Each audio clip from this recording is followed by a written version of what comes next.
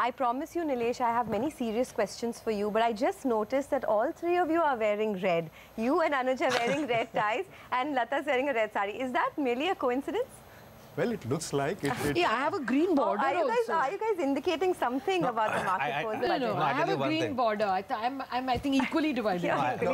Mine is binary. Yeah. Mine is just a shade of red, which is just to warn people that, on budget day, you have to be really cautious on the market. And nimble-footed. And you know what? We are not cheerleaders for the bulls. This is a market which, I think has made money on both sides. So as a retail trader, you should be, open to both the opportunities. So there's nothing wrong in shorting the market if the opportunity presents. Okay, so got that. So it's not a mere coincidence. It was a well thought out plan. All right. But coming back to the numbers, right, and the seriousness of it all, on the expenditure side, I just want to take that point forward that Lata made. The total budgeted expenditure increase is about 10%, I think 25 lakh crores. Do you expect to see a shortfall in expenditure this time, given how the government is facing pressure on the revenue front? So, if they do reduce expenditure, where do you think they can tighten the reins this time around? It's really difficult to imagine at this stage whether they'll be in a position to tighten the reins. I'm not entirely sure they will do that. I mean, this is an opportunity where they still have some leeway, and they will want to exercise and fully utilize that leeway. And if at all, probably even cross the so-called Lakshman Rekha in terms of, the question is how much do they cross that red line, or how much basically the Lakshman Rekha gets crossed. I think that essentially is going to be the debate. So my sense is, I don't think expecting too much of prudence. I think that is like expecting too much from this budget because it's an election budget. Okay. Are you worried about the rural? You see, Godrej was a bit of a shock, Godrej consumer numbers. And then, of course, you had all the consumer discretionary numbers also, the cars basically, and the two-wheelers not doing too well. Is that just a one-off worry because of the debt market? But then Godrej should not have done so badly. Are you really worried about the consumption story? Yes, I clearly think there are indications of a slowdown. There is a slowdown, and I think I have maintained this earlier, that it's got nothing much to do with liquidity. I mean, if you want to buy a car, if not one NBFC, there is another retail bank which is willing to kind of, lend to you. So I'm not entirely sure, and there are so many players which are getting into the credit space. I mean, you have fintechs, new NBFCs coming up, PE funding is there. So all that is there as long as you are a credible player within the financing segment. So my view is that it's got less to do with any of the liquidity related or financing related challenges. I think the reality is that clearly the rural economy has slowed down. That's really where a lot of the car demand, the two-wheeler demand comes in from. And these are essentially discretionary items which you kind of make the purchase when there's a feel good.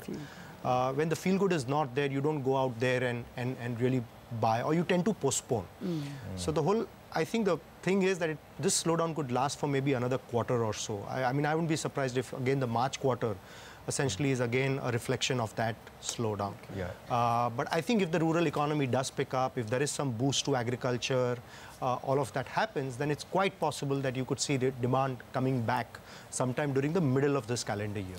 Of course, the consumption bulls would argue that look at Jubilant's numbers, look at UB's numbers, so perhaps some kind of consumption still has, good growth. But Nilesh, the slowdown looks quite genuine if you look at all the auto sales, and that's one internal we all look at very closely. Is that just a teething issue? There have been some changes, there have been some insurance changes, etc. Or do you think that this is showing signs of stress and one that really needs serious attention now? I probably believe it needs serious attention, and that's because you alluded to players like Jubilant Food and all. If you really look at that fact, I mean, on the auto side, there were no unorganized players. Okay, so there was no shift from unorganized to organized happening. When you look at, say, a Jubilant Food Works or something like that, the whole delivery play has caught on big time in the last 1 or 2 or 3 quarters with the kind of funding which all the food delivery players have received and the kind of discounting they have engaged into. So that has got an impetus or a fillip from that kind of side. If you look at some of the players have reported, say, for example, good numbers on hair oil. I think Dabur yesterday reported some 25% growth. Now, those are pockets where there were local unorganized players.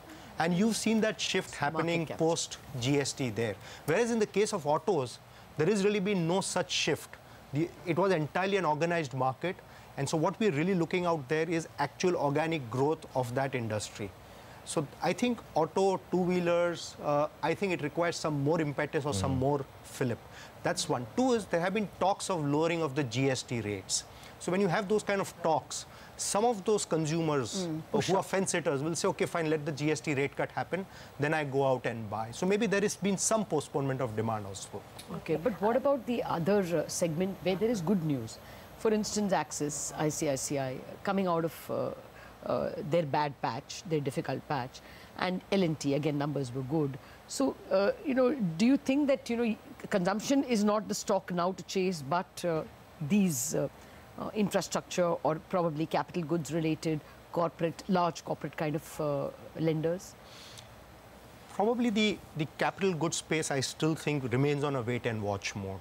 Okay. There are really no signs yet of any meaningful or significant pickup in the private investment cycle. So it's better to really wait. Otherwise, the waiting game could, what it has been for so many years, I think it should just kind of extend further. So I'd probably think that one should still wait out there. Some of the banking names you mentioned are not just corporate lenders. They are corporate lenders, plus they have a reasonably well-sized retail book. And I think now there is more clarity. They now have new CEOs. At least one of the CEOs at least has articulated that the ROE, he looks at expanding from 7.5% in the first 9 months to 18%. Okay, so I think that's a very, very strong signal or a strong message, number one. And he's essentially been talking about being more conservative in terms of the risk management and lending practices. So maybe one should selectively look at that space. Coming to the consumption space, that's a pretty large space. Okay, clearly the FMCG space is expensive. Okay, at 50-60p multiples, one has to be careful. But the discretionary consumer, which is consumer appliances, consumer durables, probably they warrant a look. Maybe the March quarter could also be weak for them, but maybe that will also create the opportunity to enter and make allocation towards that segment. Okay, by the way, the market is not bad. I mean, the bank nifty is in the red, but stripped of that, the nifty is holding up above 10,800, led by a lot of the auto stocks, the rural focus names like Hero MotoCorp, etc. Bharti Airtel post numbers is not bad, up about 2.5% or so, and market breadth is good. So, Nilesh, for a market observer, the 2 or 3 numbers that you need to watch out for from the budget this time, what is the most important according to you? Of course, the most important number is going to be the fiscal deficit number. That's going to be, I think, clearly the most important kind of number. So if they miss this year's 3.3, they don't meet it, but it's, they give out a fiscally prudent number for next year. Will that be fine from a market I think it should be fine. I probably think the market has, in a way, 3.5 is psychologically there. So if it's around that 3.5, I think that should be fine for the market. But more importantly is going to be the other announcements in terms of, is there a mega loan waiver? Is there essentially a massive universal income plan which is getting rolled out? I think those are some of the things which I think the market will be more keen to observe and watch. Okay, well, just a final quick question. It's not just that fiscal deficit number, it's how you get there. I mean, if you assume a 20% revenue growth, I don't think the market will like it. Because it's not looking like a growth year, even globally. You have to assume only something a little more than maybe nominal GDP growth. Nominal GDP can at best be 12%. So we have to see how you get there as well. Finally, I just want to ask you, is it good to stick to the IT? Because even yesterday, Hexaware, everybody is speaking about this, huge bunch of orders that's coming. In fact, just to add, that's the sector which is surging now. If you see Hexaware, NIT Tech, I think Hexaware really is your stock of the moment now. Even yesterday we noticed that, IT is getting a watch. NIT Tech, the mid-cap IT has done really well, all these names. In fact, a big surge happening in some of these names now. Yeah, I think clearly IT, if you look at it right now, it's experiencing the best of both worlds. It's got strong tailwinds in terms of performance. The December quarter performance, I think, was good by and large for most players in the IT pack. And they sound exuberant. I mean, yesterday, I think the TCS group HR head says that we're going to increase our hiring by 50%. And this year also, we will have a double-digit revenue growth. That's what he's been quoted in one of the newspapers. So clearly, I think the outlook continues to be good. Therefore, the tailwinds are good. I think as a sector, it's probably got the least headwinds for the next 6 months or so. It's the least affected because of the budget. It's the least affected because of the election results, and all of that.